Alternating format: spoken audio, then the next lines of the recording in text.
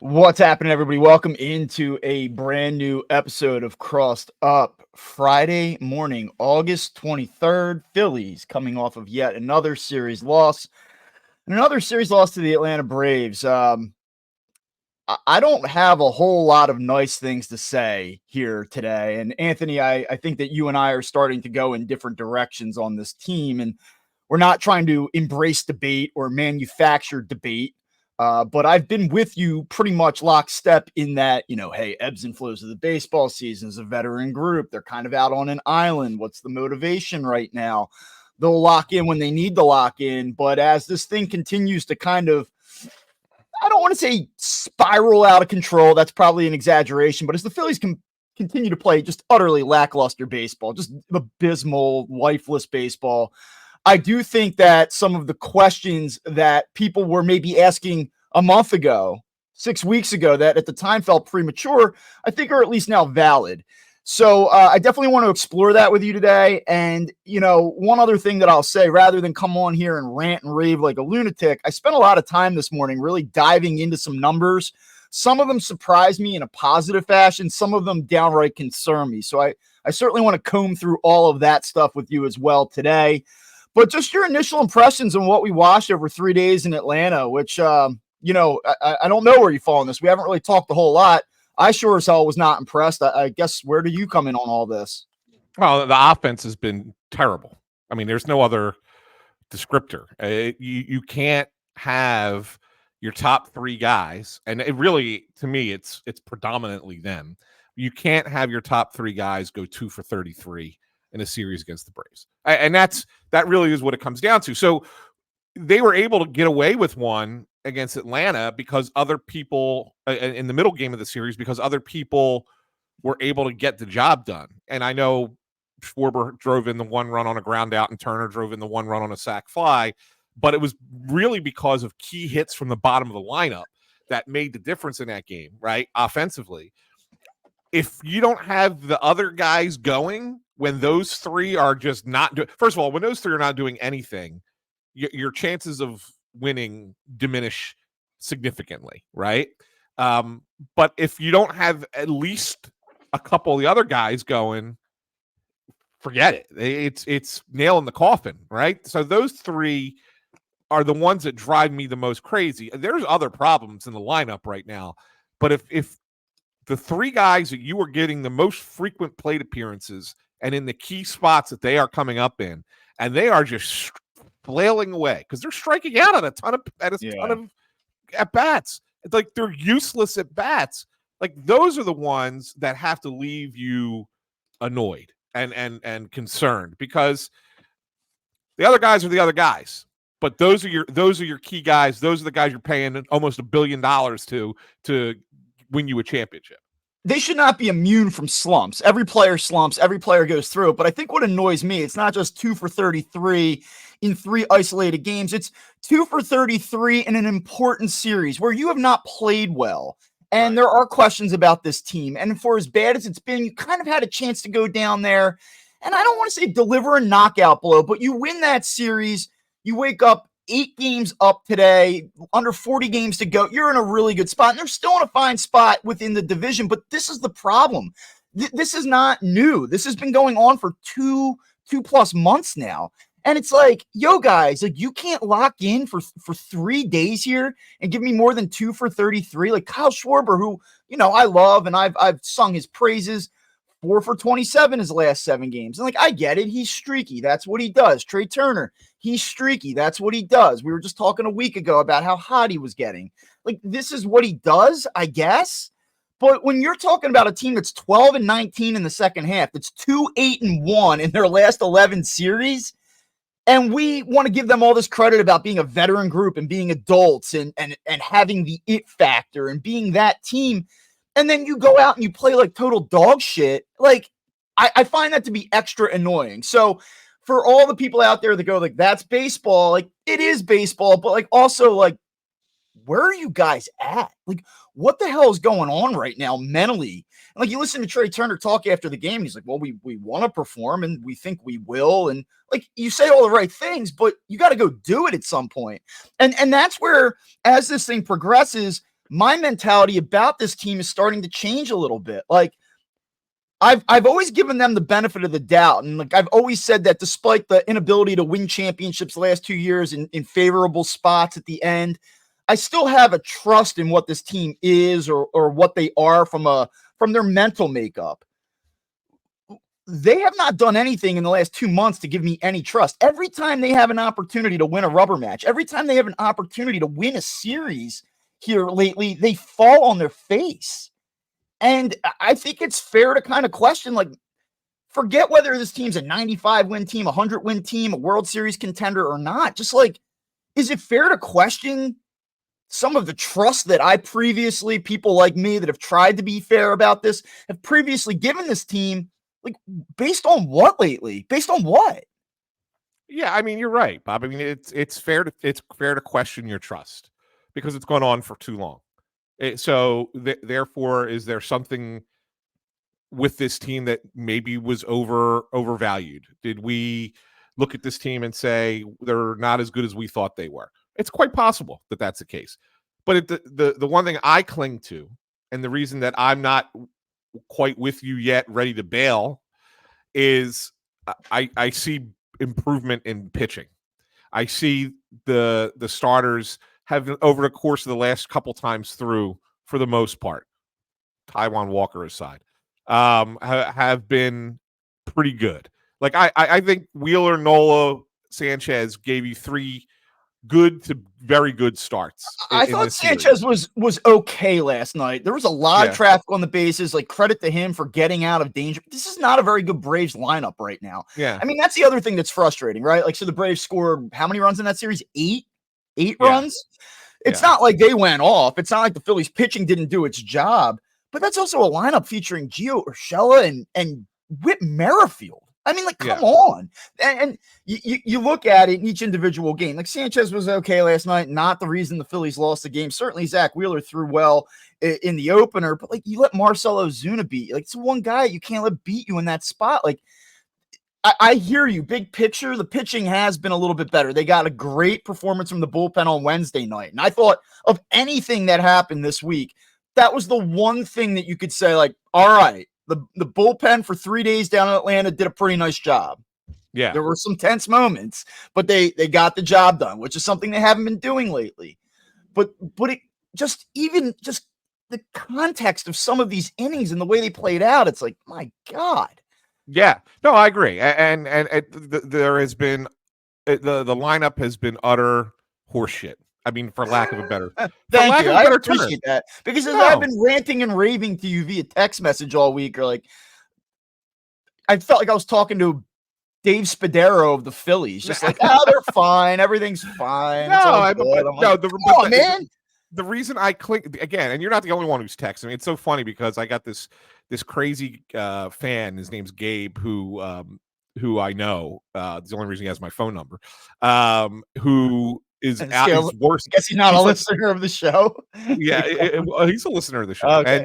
and he's like you, just a little bit nuttier. And you guys seem to text me at the same exact time every time because you guys have the same complaints. And I try to tell him the same thing that I say repeatedly on here. Like, look, I hear you. I agree with you. Like, in the moment, this is not good. This is not good. But I can still, and the reason I do this, Bob, is because I can harken back to the last 2 years when they were in a similar position in August and going into September. Maybe we didn't think they were going to be in that similar position this year because of how well they started. And that's right? What's different about it. Like, you go back to 22, and I believe they had 2 separate 5-game losing streaks in September of 22, and everybody's like, here we go again, same old Phillies. And then they go on this little magical run. It's supposed to be different this year, and that's why I'm not as like, hey, yeah, they did this in 22. This is what they do. Like, is it what they do? Like, this is a different situation. This is supposed to be different. Yeah, I agree, and I think that's part of what has made people more angry and more frustrated with the team this time around, because it's supposed to be different. But the reality of it is this is who they are, and this is what they do. And so because of that, I'm not ready to bail on them, even though I think that they should be playing at a much better level than they are. So I think that's where I'm at. Let me give you this. One of the complaints that I've heard here a little bit in recent days, and I'm trying to decide how I feel about it. Like, I get it, and I also don't know if it's fair at the same time.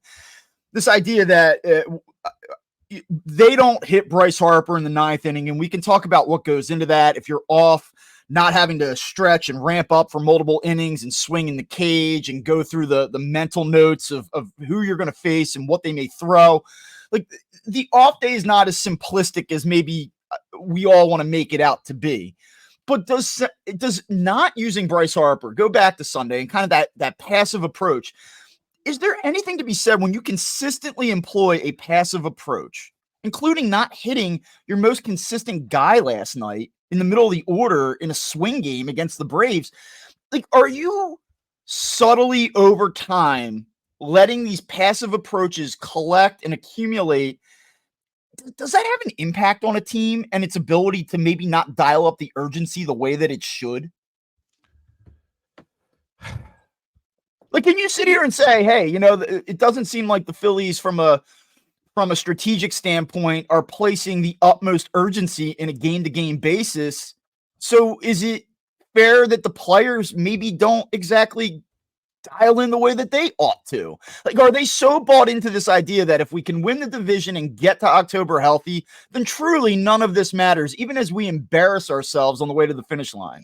Yeah, and that's something I wanted to kind of bring up today, Bob, and I'm glad you mentioned it, because I was a little annoyed with the quotes that came out of the locker room last night. And one of them was especially annoying was Schwarber saying, and I read this in Todd Zalecki's story, where his quote is, at the end of the day, it's get the division title, get into the postseason.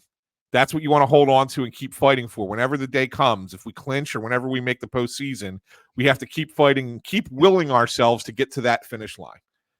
And it's almost like they've resigned themselves to, it doesn't matter what we're doing right now. We get there, then we're going to turn it on. And I'm not convinced that you can do that. Right. And I know 2 years ago that they were not playing great baseball at the end of the year and then turned it on. I know that they had a little bit of struggle last year. Yeah, they clinched a little bit earlier than they did the year before, but they did have a little bit of struggle right before clinching, and then they turned it on. I don't know if you can do that in this spot. I don't know if you can struggle for 3 months and then just turn it on when the lights are brightest. So, like, I'm not a fan of that mentality. And, Trey Turner said, yeah, it's just weird that we're all slumping at the same time. Is it weird, or is it concerning that you're all slumping at the same time? Right. So like the language that they're using makes me think that what you're saying might be accurate, that they don't really give a shit about where they are right now. But what annoys me about, like, this team isn't the Kansas City Chiefs. Like, they haven't won 3 championships. They haven't won anything. Like, and if that is the mentality, it's like, who are you guys to employ that mentality? Like, you haven't won. You have not won. The only thing, and this is not a defensive. You haven't won together. There's a couple guys that have won. Yeah, no, but it's not even that. It's not even that. This is not a defensive, because like I've already expressed, I'm not a fan of this. But the one thing I can say is we learned, and we talked a lot about this last year. When you look back to last year's Braves, they were healthy through the regular season, played their 162. They were talking about how they loved having all those guys play all those games with nobody was taking a break. And we're going to go in, we're going to dominate everybody. And then they show up in the playoffs and got beaten 4 games. Right. And they said, see you later. Thanks for your nice regular season. And the Phillies have always employed the opposite approach, which is we're gonna nurture our guys. We're gonna take our time with them. We're gonna give them their days off. We're gonna let them try and be healthy for the postseason. And then when it matters the most, they're gonna be fresh and the other guys aren't. And for the most part, the last 2 years, it's worked. That's been a good strategy. So the one thing you could say is that's the one thing that they can lean on, is that strategically it has proven to be somewhat successful in the postseason. Not completely successful because they haven't won a championship, but somewhat successful, that they've gotten close. right? So that's the one thing that they can lean on, but I don't think that that's a good enough thing to lean on when you don't play good baseball for 3 months. It's different if it's just a fits and starts, or you go through a 2 to 3 week slump, okay, but 3 months, now you're talking about something that's completely different. Well, the final verdict comes in when October happens, and maybe we look at this in November after they win a championship and we say, oh man, we spent weeks and weeks and weeks in the middle of the summer ripping this team apart and dissecting every little thing.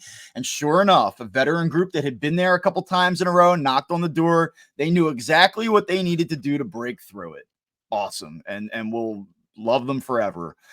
In this moment, though, as we talk, I wonder about something, and I think it's fair to wonder about it. It's this idea of, do they actually have the gear? Do they have the gear to turn it back on, like you two are now wondering?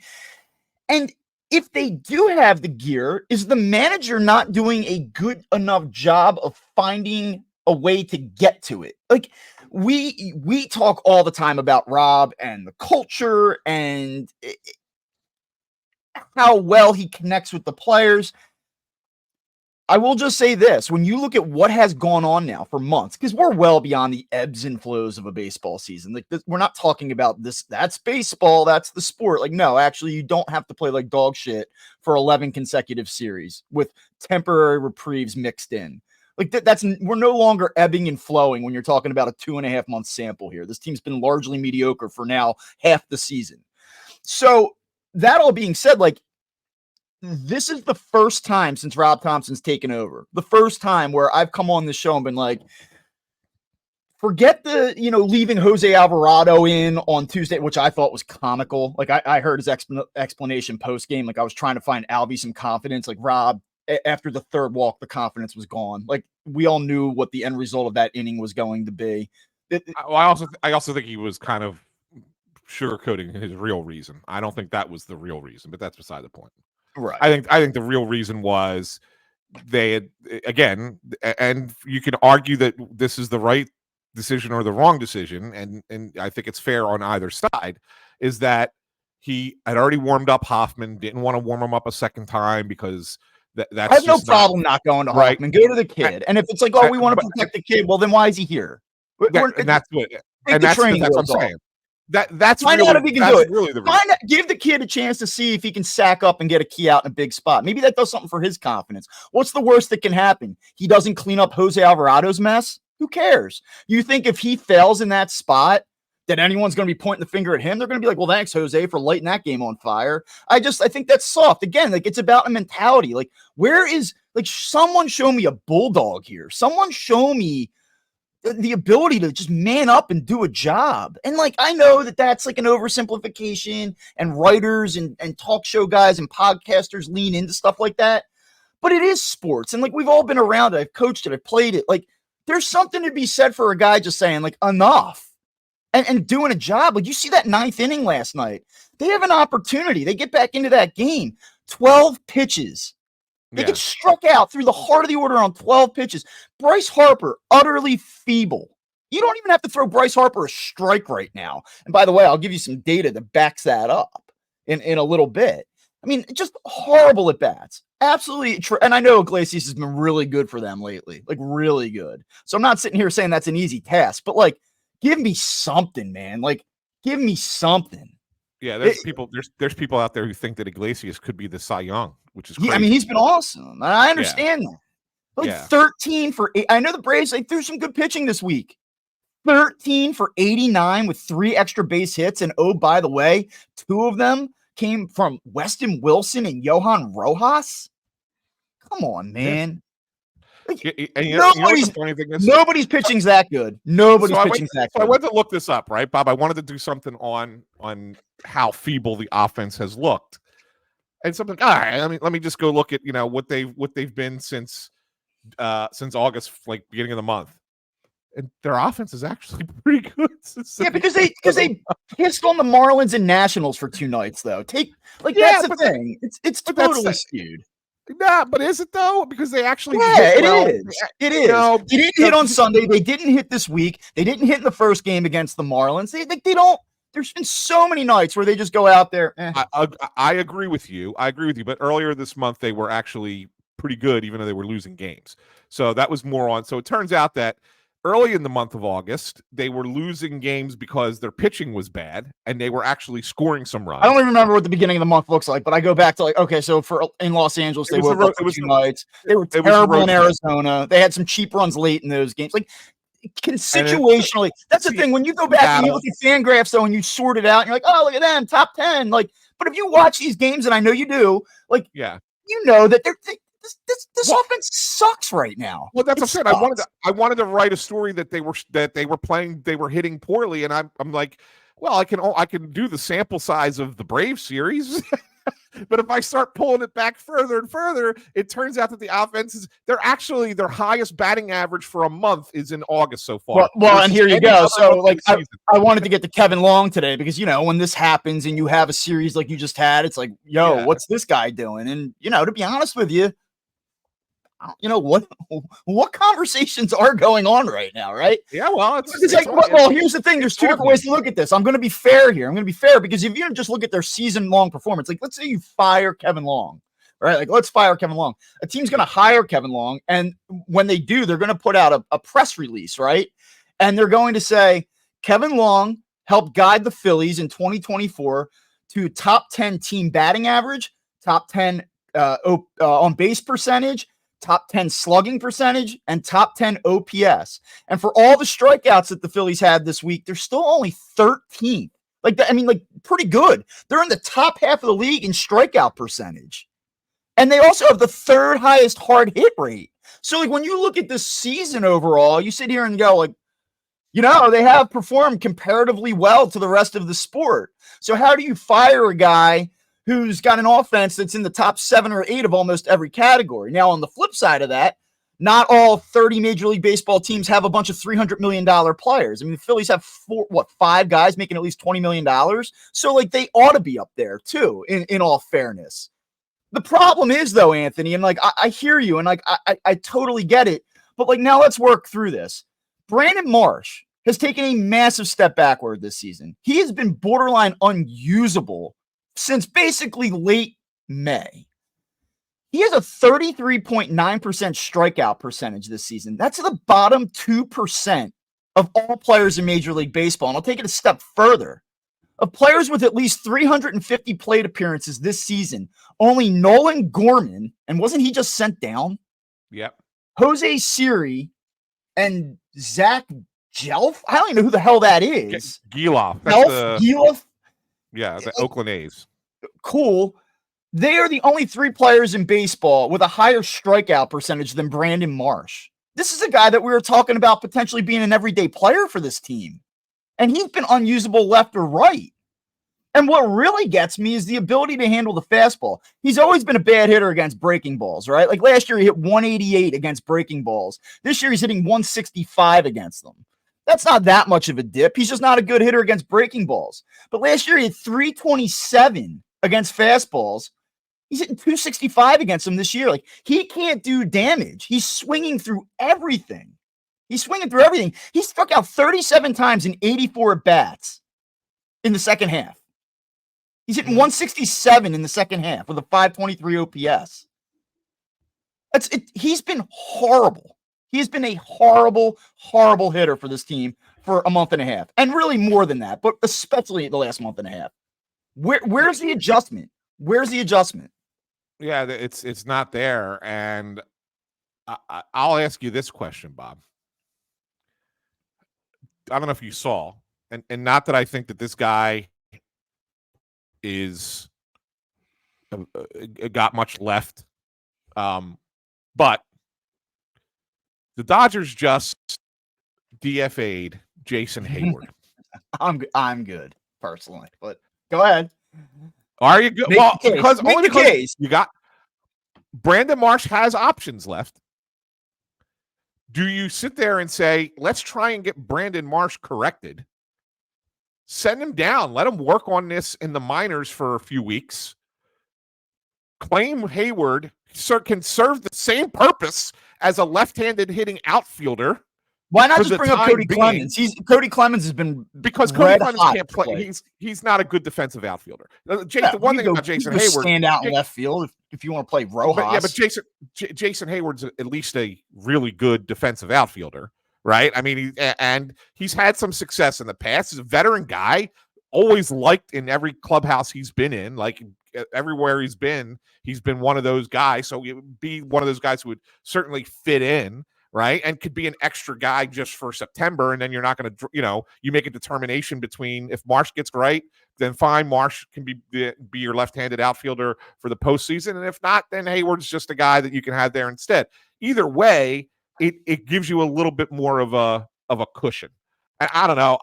Look, I'm not advocating for Brandon Marsh to be sent down. I don't want to see guys lose their all that stuff. Here's the deal, though. I mean, does he need to go down? Maybe there needs to be a reset here. Maybe you send him down for 2 weeks and then say, all right, you're going to be back up. We're going to bring you back up either way. Even if you go down there and you are brutal for 2 weeks, we want you to work on these things. And then we'll see you in the middle of September and you'll be part of the plan again. And we need you to buy into that. And even if you don't, we're going to do it anyway. And the other thing, if you're listening to this, you might be thinking, damn, like you wanted to take your TV this week and just shake it, right? Like wake up.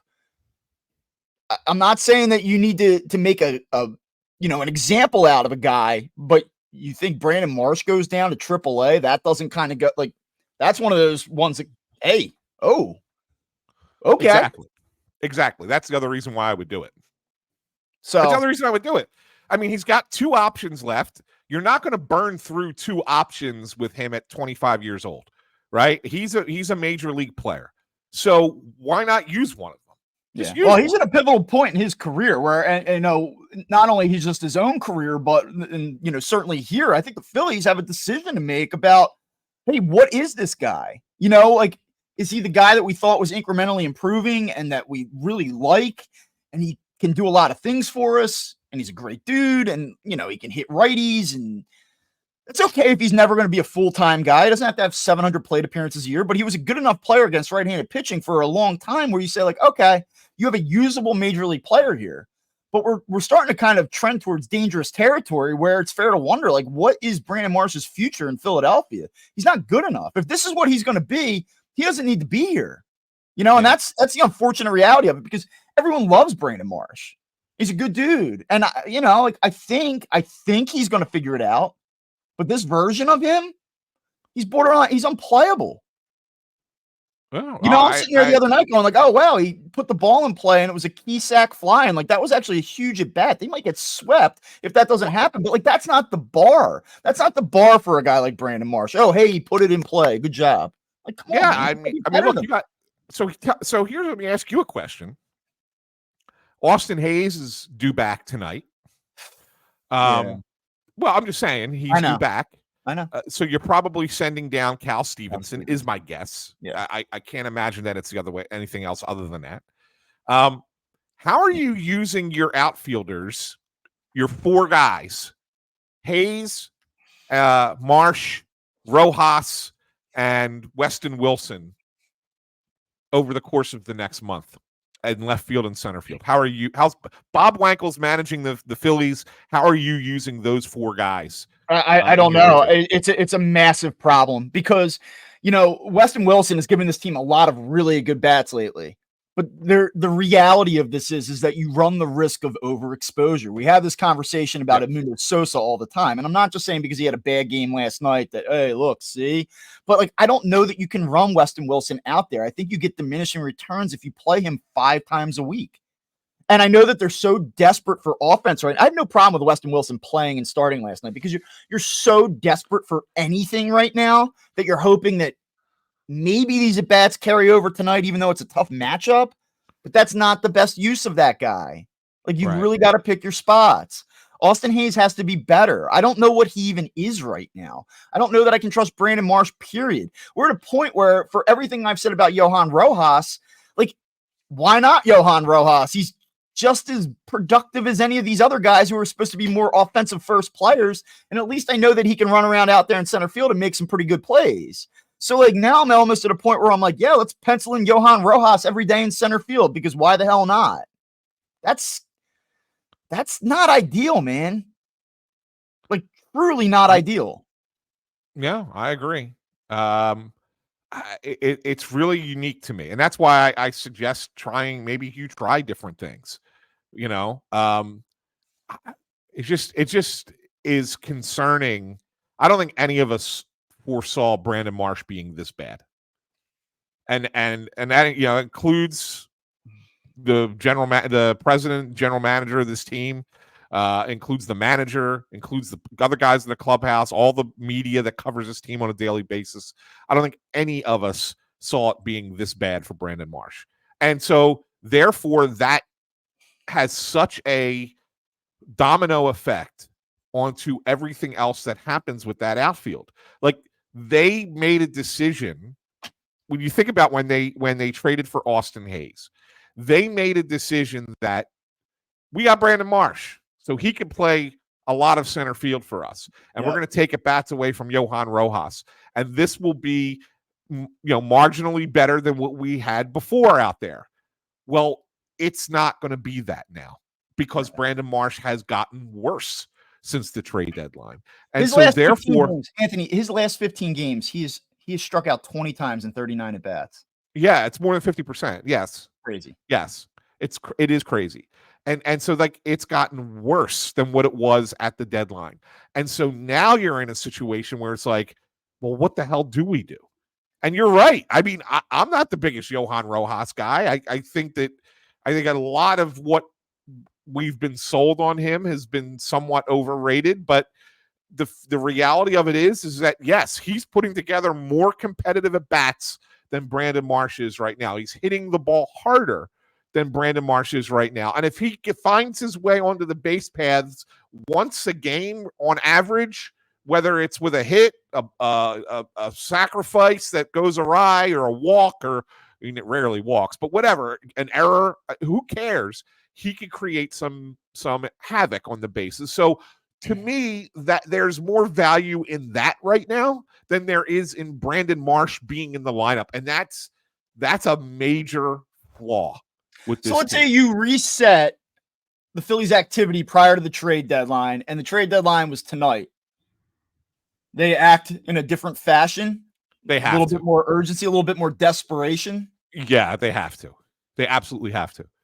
You have to give up one of your top prospects and go get an outfielder, because this is what they have right now. And I apologies to Austin Hayes because he's barely played, but what they have at right now is unacceptable.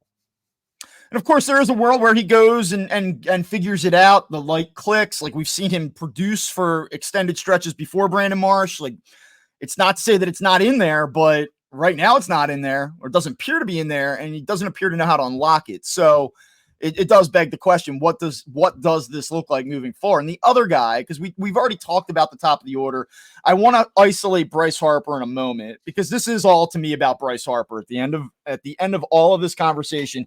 If you're going to get what Bryce Harper's given you in the second half of this season, and I want to talk about what he's given you and why he's given it to you, and what you take away from it, and what you think it means here down the stretch. I want to get to all of that in a moment. But the other guy that I have to come back to, because I almost had to dig into the numbers just to see how bad it truly was, is Bryson Stott. So Bryson Stott, who we were talking about around the All-Star break, saying, like, my God, he has to be better in the second half. Well, not only has he not been better, he's been markedly worse. So he hit 238 with a 676 OPS in the first half.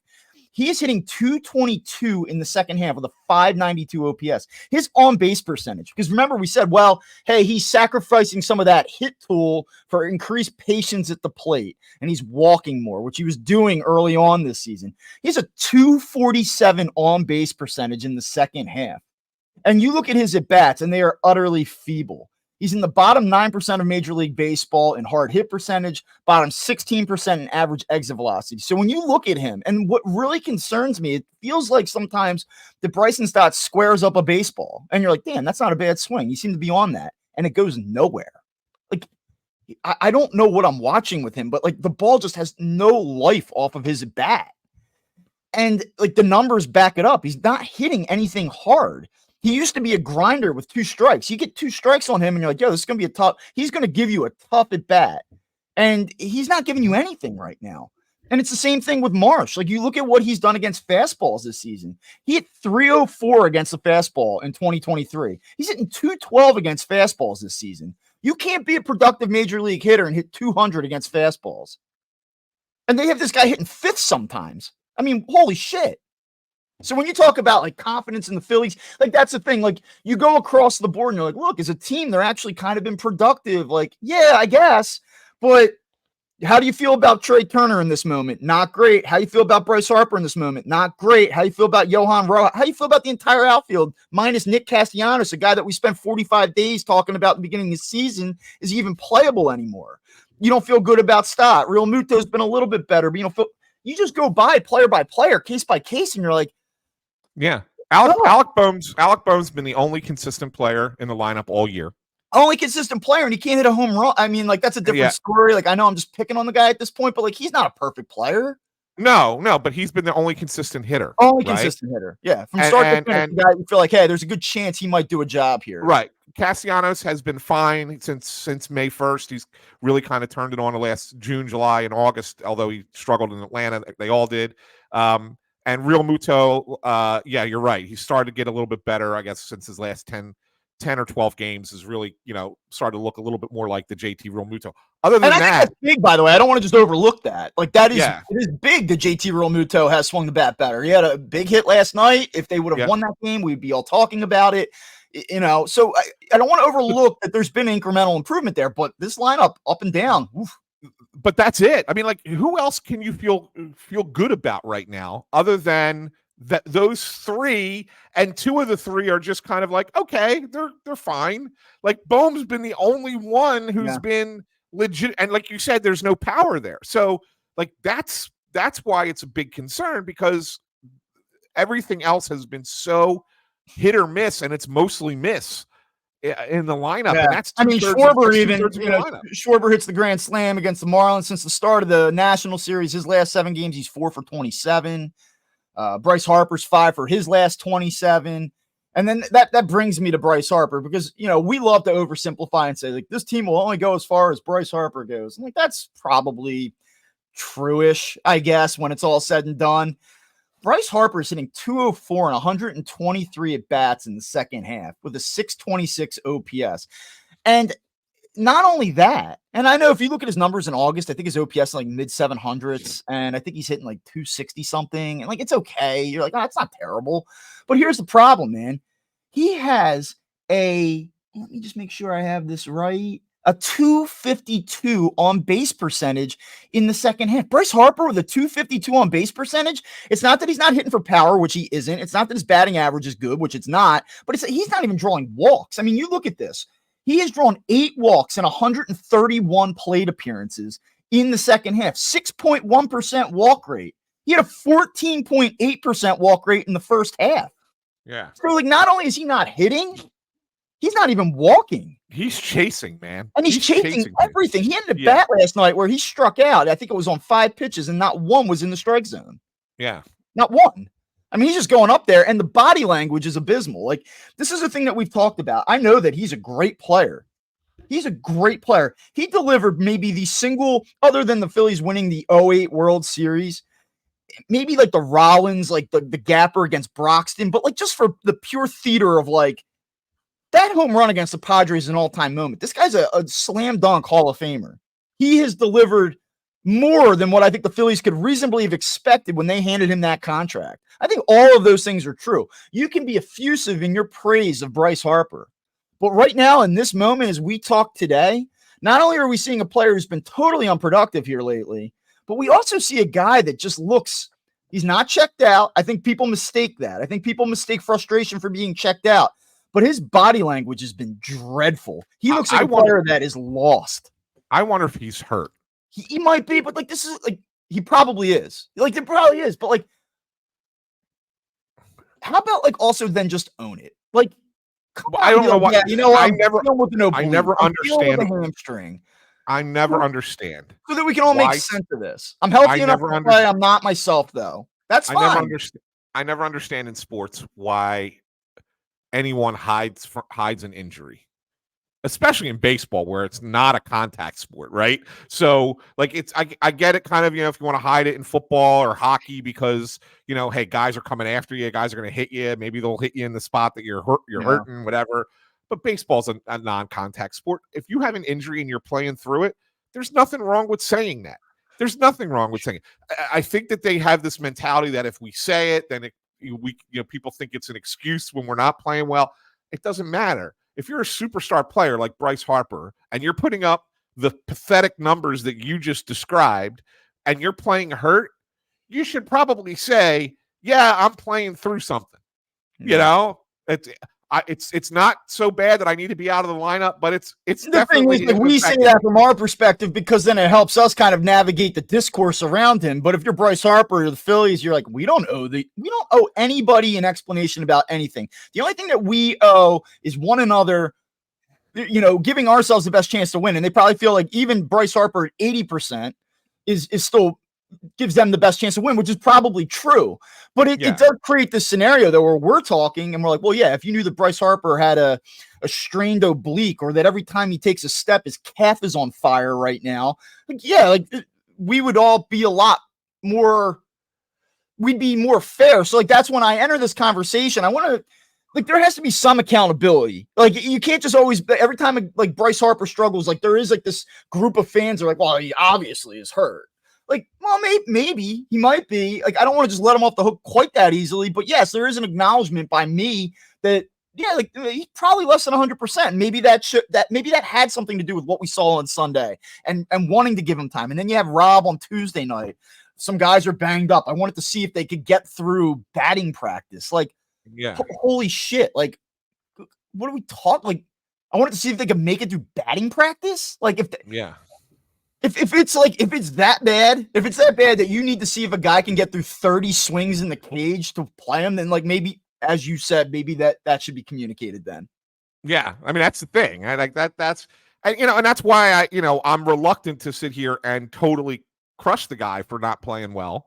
I'm not trying to crush the guy for not playing well. I'm just noting that he's not playing well and that it does from afar look like a guy who is just totally flustered. I know he wants to win.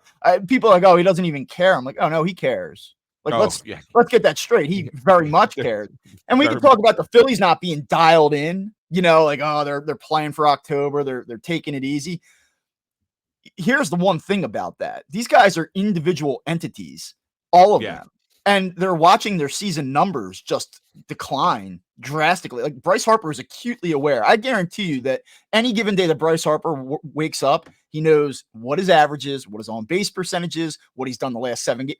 There is no doubt in my mind that nobody looks at Bryce Harper's numbers more than Bryce Harper. He has to be frustrated with his performance. You think Bryson Stott, a guy that was this ascending player who now we're like, is this guy even an everyday player on this team moving forward? He's playing for his future. Brandon Marsh playing for his future. These guys are plenty motivated or should be plenty motivated from an individual standpoint to play better than they have, even if they're looking up in the standings and going, yeah, well, we're 6 games up. So that's what gets me. That's where I go. It's not just as simple as saying, oh, they're not motivated. They're not focused. These guys have plenty to play for. Yeah. No, it's just odd. It's just really odd to me. But at the same time, you can't just keep saying what they've been saying. It's got to change. I don't care. I don't care if it takes something drastic. And that's why I suggested maybe sending Brandon Marsh down is that drastic wake up. Okay, now we've hit the core of the team. We made some changes on the periphery. We've, benched a guy here and there. It's still not coming to fruition. Now we're going to strike the core of this team and we're going to send somebody down and oh shit. Maybe that's what it needs. You're up, you're still in first place and you have a 6-game lead and all that's great, but it's still not good enough. Wake up. Yeah. I mean, we certainly have arrived there and guess what? I got bad news for you. I mean, you're going to see Waka, Singer, and Lugo this weekend in Kansas City, all of which have better ER. You can take those guys and tell me that they're good, that you're not that impressed with them, whatever the case may be. I'll tell you that all 3 of those starting pitchers for the Kansas City Royals this weekend have a better ERA than Aaron Nola does right now. So take that for Yeah. what it's worth. I mean, so you're going to get a test here. You're going to throw Taiwan Walker tonight. I don't even think I need to add any commentary about that. Maybe he surprises us. You get Ranger Suarez coming off the IL, so we have no idea what that's going to look like. And then Sunday, as it stands right now, could potentially, based on reporting that we got last night, could be a bullpen game. It may not be, but it could be. Yeah. So does it get better this weekend against the Kansas City Royals team, which is the only team in the American League that has 40 wins at home this season? There's 3 teams in Major League Baseball right now that have at least 40 wins at home: the Phillies, the Dodgers, and the Kansas City Royals. This does not get easier this weekend. And then, oh, by the way, here come the Houston Astros into Citizens Bank Park early next week, and they've been awesome lately. Yeah. So, and then the Braves again. And then the Braves again, a team that, though you are better than on paper, you have shown no ability to beat on a consistent basis this season. Yeah. So that's a fun little 10-game stretch. Yeah. Yeah. So at some point, if it's all about October, then you better start playing like it now, or October is going to get a little murky here. I don't think that the Braves have the gunpowder to come back and knock off the Phillies. I don't think they do. But, like, could we be in a situation next weekend? Could we be recording next Friday going like, oh boy, like the Phillies have a 3-game lead right now? Yeah. I mean, we could. That is not outside the realm of possibility. And that is unbelievable. Totally separate conversation for a future day. Hopefully we never have it. But I mean, there's no Marlins Nationals reprieve here in the next 10 games. So no, not at all. The one thing I'll say is that the Braves, I mean, Braves are playing the Nationals, so there's a chance for them to get hot this weekend. But then they do have to go to Minnesota before they come to the Phillies. So yeah. the Twins have been a really good team in the second half. So that's not an easy. Yeah, maybe the Phillies cold serve here, and then they beat the Braves 3 out of 4 next weekend, and they get to September 1 with a 8-game lead, and we go see who, all that concern over nothing. But the fact that we're even talking about this division in light of what the Braves have gone through, where the Phillies were, what the Phillies have, their relative health. I know they're dealing with some things, but their relative health to what the Braves are dealing with.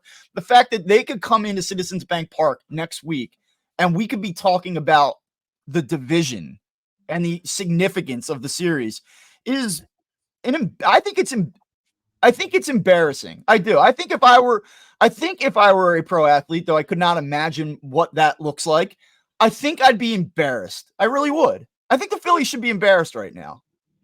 I feel like the Phillies should be embarrassed. And if they're not, I think that that's concerning. I think they should. How do you not process what's happened the last 2.5 months and gone like, yo, we've got to be fucking better than this. Yeah. No, you're right. That has to be a conversation that's happening inside that clubhouse every day. You can trust the process. Oh, we get there early and we do our work and we do our job and we all and trust they one do. another. And that's great. And they do.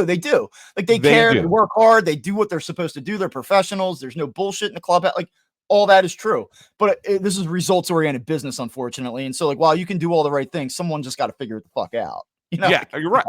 You're 100% right. And that's, anybody who thinks that they're just kind of mailing it in, I can assure you, and we go down there, Bob, we see it.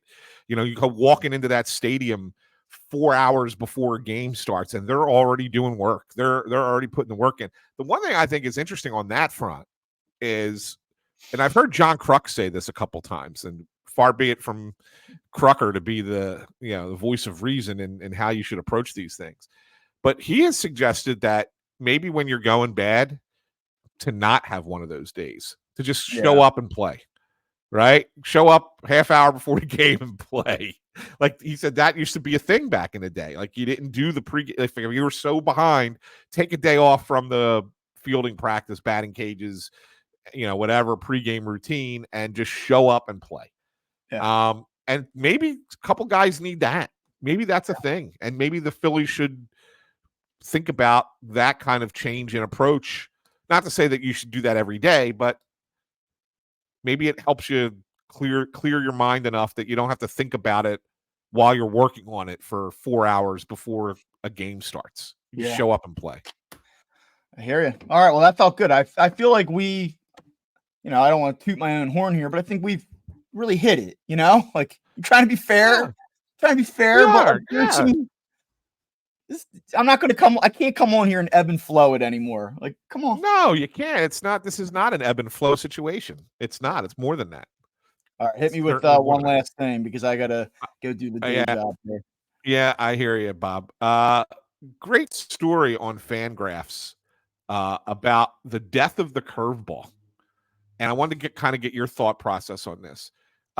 League-wide usage of the curveball this season is just 8.12% of pitches, which is way down. Like its peak was in recent years. In 2020, it was up over 11%. And that even further than that is that the usage of the pitch is down with younger pitchers than it is with older. Like the almost the entirety of the guys throwing curveballs are older pitchers. It's all the younger pitchers are not doing it. It's like age 24 to 27. It's down from 15 years ago where they were throwing it 45% of the time. It's now down below 35% of the time that they're using the that they're throwing. What happens these if you pitches. the first thing? I have not seen this story. The first thing my question is what happens if you take Charlie Morton out of that? Well, it's funny. He talks about Charlie Morton. Like he literally he accounted for. You ready for this? He accounted for 16.4% of all curveballs thrown by pitchers age over 36 or older in 2020. And then Rich Hill, who was another guy, he accounted for a lot of them too. So you're looking at older guys, like even guys like Drew Smiley throws a lot of curveballs. And we know, Nola's in his 30s now. He throws a lot of curveballs. So why has the curveball become such a passe pitch? Why is it not a pitch that younger guys, as a former high school baseball coach, why is it not a pitch that younger guys want to throw? I'm actually sitting here thinking to myself right now, I'm like, outside of Aaron Nola, Aaron Nola throws a lot of them, right? Probably compared to the rest of the league, even he's probably like a top 5 or 10 guy. But other than him, there's like nobody on that staff that really is like people fall. I mean, I without reading the article, I really don't know what his conclusions were, but I mean, I know that people have just fallen in love with the slider, fallen in love with the sweeper. Like that's what it is. It's fastball, slider, sweep. Like that's the makeup now. From like a developmental standpoint, I mean, I'd love to tell you it's about alleviating stress on the arm, and you don't want kids at a young age throwing curveballs. You can have them throw sliders with a little bit more success. I don't know, man. I actually don't know what the conclusion is of that.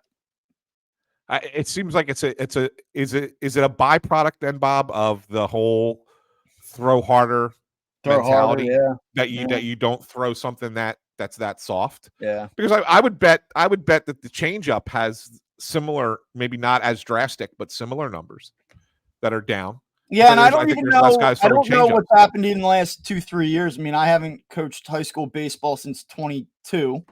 And when we were at our peak, our best years, we had 3 guys, all who threw very good curveballs. Like they were outstanding. So I don't know. I'm not sure. Yeah, I just think it's interesting that it's a pitch that you would like. I would have thought like there's pitches that come and go, right, in generations. Like we know why the knuckleball is not thrown much anymore. Like the screwball doesn't really, like that kind of disappeared, right? There's all kind of forkball. Like there's pitches that have their moments and then they disappear, and there's a reason they disappear because they're just not really that effective at a slower speed. But I always felt like the curveball was going to be that off-speed pitch that survived all this. Mm-hmm. That would be a pitch that pitchers would throw because of the ability to throw it at different arm angles, different breaks on it, to be 15 miles per hour slower than your fastball, like to really be that off-speed pitch that keeps hitters guessing. And it looks like the younger generation is just they'd rather throw something harder that moves than throw the curveball. And I just something very aesthetically pleasing about the curveball when it's like yes, it really is. It's they're ruining the sport. They're just check out that story. Yeah, if you haven't, Yeah, if you haven't had a chance to read it, check it out on Fangraphs. Michael Ballman is the writer. The headline is Gen Z is killing the curveball. It's a really good story. There you go. All right, very good. Well, for Anthony Sanfilippo, I'm Bob Wankel. Thanks for subjecting yourself to this today, and we will talk to you. We'll talk to you next week.